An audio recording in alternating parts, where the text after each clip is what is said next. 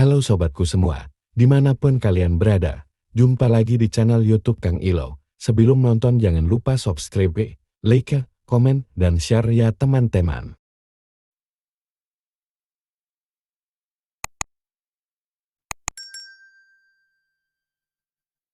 Otorita Ibu Kota Nusantara IKN menyatakan ibu kota baru di Kalimantan Timur dibangun tidak hanya dengan uang negara saja. Deputi Pendanaan dan Investasi Otorita IKN, Agung Wicaksono memaparkan jumlah investasi swasta di IKN lebih besar nilainya daripada kucuran APBN yang diberikan pemerintah untuk membangun IKN.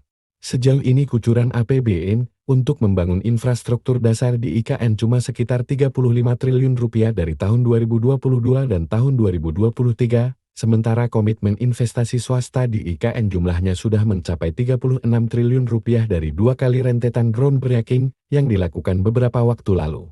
Itu pun jumlah investasi swasta juga kemungkinan bertambah, karena minggu depan akan ada rangkaian groundbreaking yang kembali dilakukan di IKN dengan potensi investasi sebesar 10 triliun rupiah.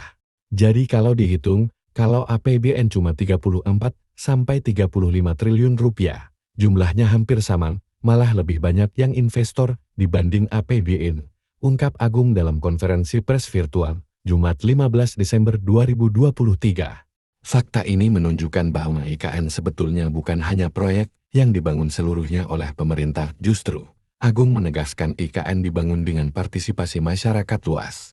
IKN ini kan dibangun bukan hanya dari uang negara saja, tapi partisipasi masyarakat, investor dalam negeri, justru jadi pelopor di sini, ujar Agung. Agung melanjutkan amanat Presiden Joko Widodo adalah membangun IKN dengan komposisi pembiayaan 80/20.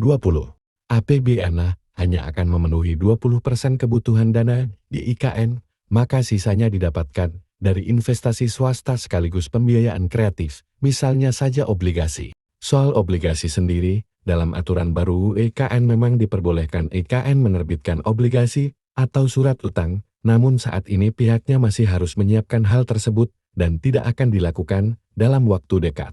Pemenuhan dana kita kan 80/20, jadi 20 itu APBN, kan sisanya harus kreatif financing. Nah, obligasi itu salah satunya cuma belum bisa kita lakukan dalam waktu dekat, karena mesti ada regulasi turunannya dan kita juga harus punya pendapatan dulu, pungkas Agung.